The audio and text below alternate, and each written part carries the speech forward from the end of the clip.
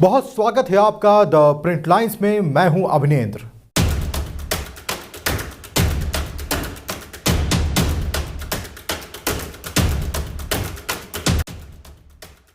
संयुक्त राज्य अमीरात समेत खाड़ी के कुछ देशों में अचानक आई भारी बारिश के कारण कई लोगों की मौत हो गई। भारी बारिश के बाद भरे पानी ने वहां का जनजीवन अस्त व्यस्त कर दिया है।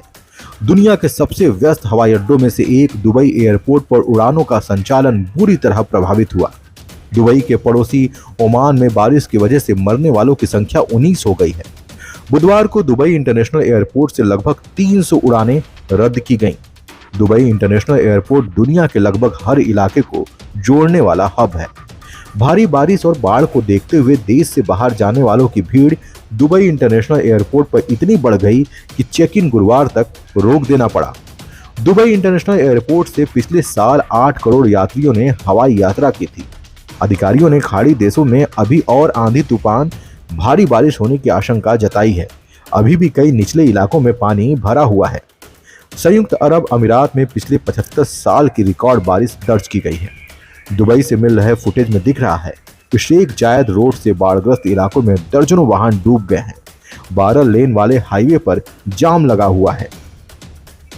इधर सोशल मीडिया पर यूजर्स संयुक्त अरब अमीरात में अचानक आई भारी बारिश और बाढ़ को जलवायु परिवर्तन और ग्लोबल वार्मिंग का संकेत बता रहे हैं। वहीं कई यूजर्स ये भी पूछ रहे हैं कि क्या इसके पीछे प्रकृति से छेड़छाड़ और कृत्रिम तरीके से बारिश कराने की कोशिश तो नहीं है।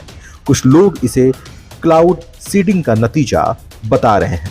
तो आइए समझते हैं कि क्लाउड सीडिंग है क्या, जिससे दुबई के हालात बिगड़ गए।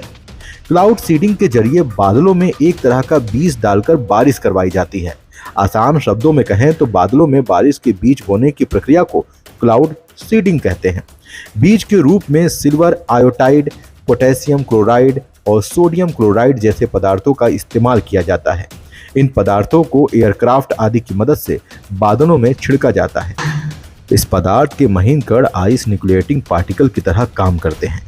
इससे बर्फ के क्रिस्टल बादल में बदलने लगते हैं। इसके बाद बादलों में मौजूद नमी बर्फ के क्रिस्टल को घेर लेती है और इन्हें संघनित कर बारिश में बदल देती है। ये तकनीकी सालों से उपलब्ध है और संयुक्त अरब अमीरात में पानी की कमी पूरा करने के लिए इसके जरिए बारिश करवाई गई है।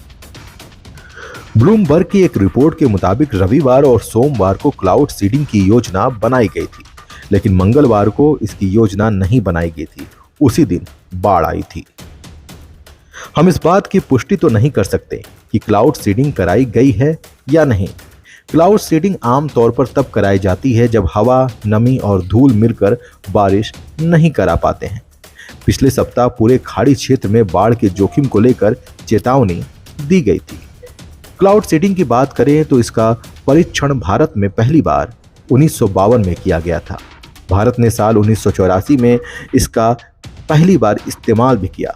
तमिलनाडु तब भयंकर सूखे का सामना कर रहा था। इसके बाद तत्कालीन तमिलनाडु सरकार ने 1984-87, 1993-94 के बीच क्लाउड सीडिंग तकनीक की मदद ली। चीन, संयुक्त अरब अमीरात और कुछ भारतीय राज्य भी सूखे जैसी स्थितियों में क्लाउड सीडिंग का प्रयोग करते हैं। 2008 में बीजिंग में आयोजित की गई ग्रीष्मकालीन ओलंपिक खेलों से पहले चीन ने पहली बार क्लाउड सीडिंग तकनीक का इस्तेमाल किया था। दुबई में शहरीकरण बहुत ज़्यादा है। ऐसे इलाके में भारी बारिश को खतरनाक बाढ़ में तब्दील होने से रोकने के लिए काफ़ी मजबूत तैयारी की जरूरत है। विशेषज्ञों का कहना है कि ऐसे हालात से बचने के लिए सड़कों के इंफ्रास्ट्रक्चर और बनावट को नए सिरे से आकार देने की जरूरत है।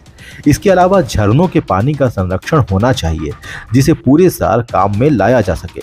इस साल जनवरी में संयुक्त राष्ट्र के सड़क और यातायात प्राधिकरण ने दुबई में बाढ़ प्रबंधन के लिए एक नया विभाग बनाया था।